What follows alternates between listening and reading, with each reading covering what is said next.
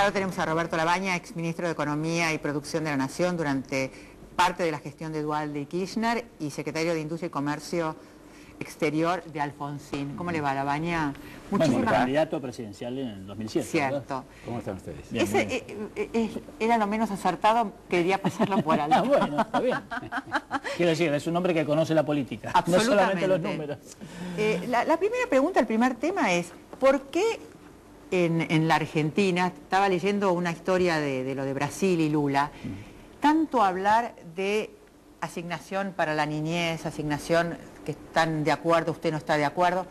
¿Qué hacemos con el hambre cero, que fue la idea interesante de Lula, hambre cero? ¿Hay posibilidad de hacer en la Argentina hambre cero?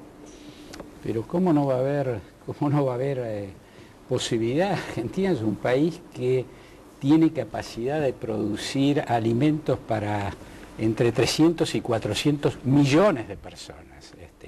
Por supuesto, pensando en el mercado mundial, pero eso sí implica que, antes que nada, atender nuestra propia casa. El problema, Ani, es que no se reconocía el tema. Mire, yo le voy a dar dos casos que me tocó vivir a mí. Primero fue el 18 de octubre del año 2006. Ese día yo reuní a un grupo de 1000 profesionales discutiendo temas del país y hice una presentación, un discurso, si usted quiere, cuyo punto central era: Argentina tenemos que llevar adelante de manera urgente una cruzada contra la pobreza. Ese fue el centro. No logré ningún tipo de repercusión en ningún medio de comunicación al día siguiente, ninguno. Y alguna gente de la política me dijo: no hables de esas cosas en Argentina no pagan. El argumento era muy claro.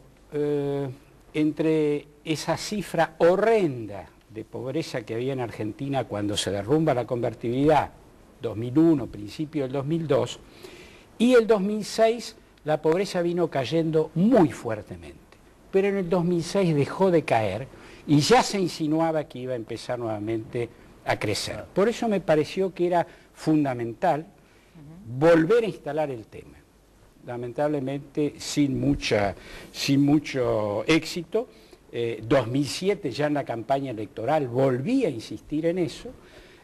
Recién ahora, 3 años después, pareciera ser que la comunidad argentina se despierta. Yo acabo de hacer un artículo en Perfil el domingo sobre este tema diciendo los ciegos y la pobreza. No quisieron ver durante 3 años y medio, y las consecuencias son una muy fuerte suba. Hoy, 1 de cada 3 argentinos está en situación de pobreza.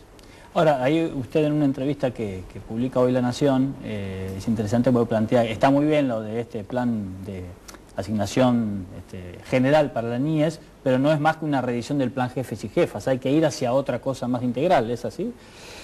Sí, a ver, primero que nada hay que entender quién es para la gente que está en situación de pobreza el Estado, para saber quién es el interlocutor. Claro. Y el Estado no es ni el presidente, ni el Congreso, ni los ministros, ni los intendentes. El Estado para esa gente es la escuelita, la salita de primeros auxilios, las iglesias, desde ya la Iglesia Católica, pero también hoy hay sectores protestantes evangelistas importantes, el club y el comedor. Consecuencia, cualquier acción contra la pobreza hay que hacerla con los que son interlocutores de esa gente. No desde arriba, desde allá lejos, hay que hacerla en el lugar. Y esta me parece que es una de las cosas que no se entiende cuando se revolean cifras de dinero que supuestamente se le daría a este sector, que después no llega nunca, porque no llega a salir de las arcas del Estado o sale y termina en manos de intermediarios. O sea que no tendría que venir de arriba. No, la plata tiene que venir de arriba, obviamente. Pero la distribución no. Pero la distribución, los que llevan adelante la acción efectiva, tienen que ser los que están ahí, los que están en el lugar, si no, no sirve. Ahora, hay circuló por ahí, no, me parece que lo escuchamos en un programa de televisión, donde Cavallo decía que la mejor forma de que los Kirchner terminaran bien su mandato y terminaran correctamente su mandato era tener un jefe de gabinete creíble, confiable. Y pusieron y dio 2 o 3 nombres Cavallo. Uno era el de Duhalde, otro el de Felipe Solá y otro el suyo. ¿Usted sabía esto? ¿Usted está...? Sí, lo había escuchado, por supuesto. Pero en esos casos hay que cambiar de canal. Ah, bueno. Hay que cambiar.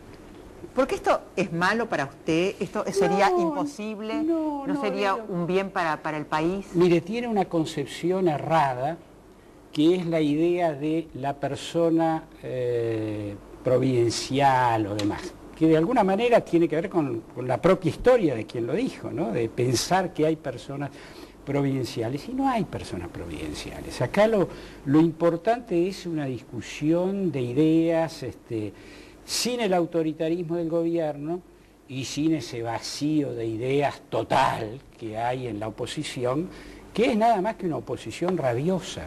No entienden que lo que el país le hace falta, me parece a mí, es una alternativa a los Kirchner, no una oposición rabiosa sin ideas.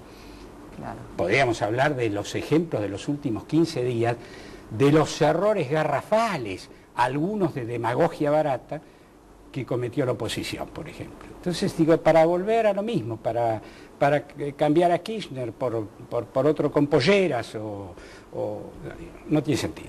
Labaña, en este sentido, uno de esos sectores que ha tenido un papel preponderante en las últimas elecciones es justamente el peronismo disidente. ¿Usted se ubica más o menos cerca de ese círculo, digamos, para decir un poquito? Mire, a ver, para decir las cosas claro, como son.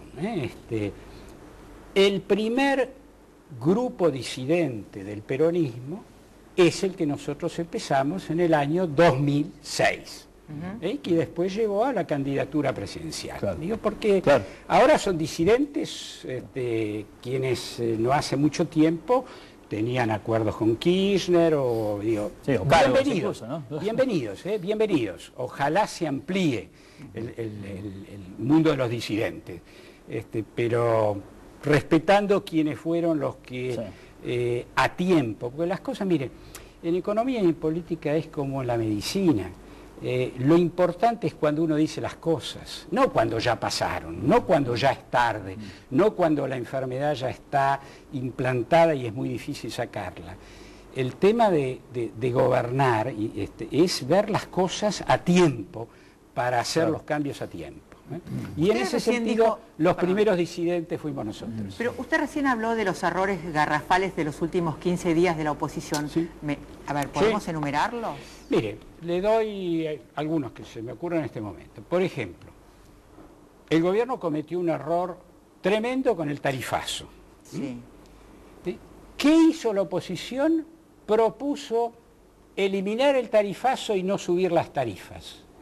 Pero esa es la misma demagogia que ha venido haciendo el gobierno en los últimos 3, 4 años y que ha llevado a una situación inviable. En economía no hay milagros, digo, debió haberse hecho un ajuste gradual, muy progresivo, homeopático, si ustedes quieren, que permitiera llegar a una situación. ¿Qué hace la oposición cuando tiene la oportunidad?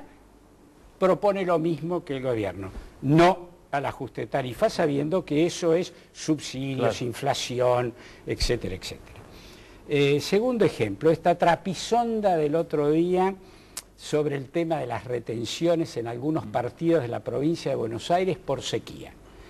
Primero, como si Buenos Aires fuera el centro del mundo, la única provincia que tuvo sequía, cosa que, como ustedes saben, no fue así. Segundo, no hay técnica posible que permita aplicar esa medida, técnicamente, porque quien paga las retenciones es el exportador.